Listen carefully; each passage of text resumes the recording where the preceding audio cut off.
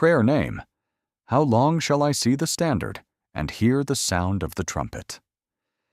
This verse from Jeremiah chapter 4, verse 21, speaks of a longing to understand the call of God amidst chaos and warning signs. The prophet is expressing concern over continuous alarm, a plea for clarity and peace. In your life today, this resonates as a question of reflection. Are you hearing God's call but not acting upon it? Are you seeing His signs but remaining still? Take a moment to quiet your heart, listen closely, and ask God how you can move into His purpose today.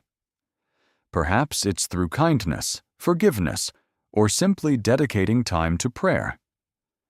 This verse invites action, a step toward aligning with God's will and trusting His plan. If this message touched your heart, please follow, like, comment, and share.